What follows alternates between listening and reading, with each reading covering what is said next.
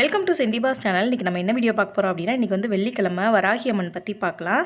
எந்த வராகி அம்மன் பற்றி பார்க்க போகிறோம் அப்படின்னா, ராமநாதபுரத்துக்கு பக்கத்தில் இருக்கக்கூடிய திரு உத்திரகோசமங்கை அப்படிங்கிற ஊரில் அமைந்திருக்கக்கூடிய ஒரு பழமையான புனிதமான சுயம்பு வராகி அம்மனை பற்றி பார்க்கலாம். இந்த கோவில் வந்து 3200 ஆண்டுகள் பழமையான ஒரு கோவில்னு சொல்லப்படுது. உத்திரகோசமங்கையில் அமைந்திருக்கக்கூடிய ரொம்ப ஃபேமஸான மங்களநாத சுவாமி சிவன் கோவிலுக்கு பக்கத்தில் இருக்கக்கூடிய கோவில் தான் இந்த மகா வராகி அம்மன் கோவில். இந்த கோபுரம் வந்து மரகத நடராஜர் இருக்கக்கூடிய மங்களநாத சுவாமி சிவன் கோவில் தான். அதுக்கப்புறம் நம்ம இப்போ வராகி பற்றி பார்க்கலாம். வராகி அம்மன் வந்து சப்த கன்னிகளில் ஒரு தெய்வமாக வந்து கருதப்படுறாங்க. அதாவது 7 கன்னிகை தெய்வத்தில் 5வது தெய்வமாக இருக்கக்கூடிய தெய்வம் தான் இந்த வராகி அம்மன். இவள் வந்து விஷ்ணுவின் வராக அவதார அம்சமாகவே கருதப்படுறா. பன்றியின் முகத்தோட 8 கரங்களோட காட்சி கொடுக்கக்கூடிய ஒரு தெய்வம், வெற்றியை தரக்கூடிய தெய்வம்னே சொல்லலாம். பன்றியை வந்து வடமொழியில் வராகம் அப்படின்னு சொல்லிட்டு அழைப்பாங்களாம். பன்றி முகம் கொண்டதால் வராகி என்ற திருநாமமுமே இந்த அம்மனுக்கு வந்து ஏற்பட்டிருக்கு. உத்திரகோச மங்கையில் வந்து இந்த அம்மனுடைய சிலை வந்து வெள்ளி கவசத்தால் வந்து மூடப்பட்டிருக்கும். ரொம்பவே சூப்பராக இருக்கும் இந்த அம்மனுடைய சிலை.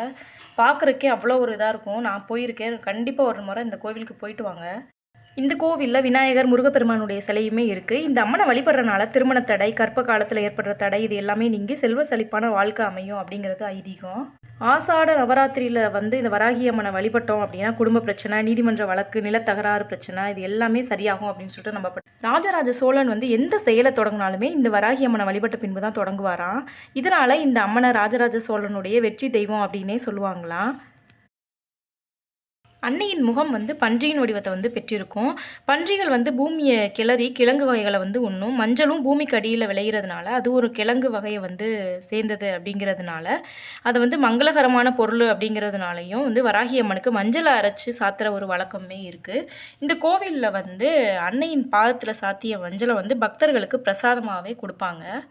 இங்கே வந்து தேங்காய் விளக்கு ஏற்றுதல் அப்படிங்கிற ஒரு சிறப்பு பரிகாரமுமே பண்ணுறாங்க. இது எதுக்காக அப்படின்னா காரிய வெற்றியை தரக்கூடிய ஒரு பரிகாரமாக இருக்குது அப்படின்னு சொல்லிட்டு நம்புகிறாங்க. வடக்கு திசையை நோக்கி இருக்கக்கூடிய இந்த அம்மனுடைய காலடியில் பஞ்சபூதங்களும் அடங்கி இருப்பதாக ஒரு ஐதீகம் இருக்குது. தீராத நோய்களை எல்லாம் தீர்க்கக்கூடிய தெய்வமாக இருக்கக்கூடிய இந்த வராகி அம்மனை நம்ம எல்லாரும் போய் கண்டிப்பாக ஒரு முறை வழிபாடு பண்ணிட்டு வர்றது ரொம்பவே விசேஷமானது. ராமேஸ்வரத்திற்கு செல்லக்கூடிய வழியில் தான் இங்கே மங்களநாதர் சுவாமி திருக்கோவிலும் இந்த வராகி அம்மன் திருக்கோயிலுமே அமைந்திருக்கு. ரொம்பவே ஒரு பிரசித்தி பெற்ற கோவில். கண்டிப்பாக ஒரு முறை போய் தரிசனம் பண்ணிட்டு வாங்க. இந்த வீடியோ பிடிச்சிருந்துச்சு அப்படின்னா லைக், ஷேர், கமெண்ட் பண்ணுங்கள். அப்படியே என்னோட சேனலை சப்ஸ்கிரைப் பண்ணிக்கோங்க. Thank you friends. தேங்க்ஸ் ஃபார் வாட்சிங். பாய்.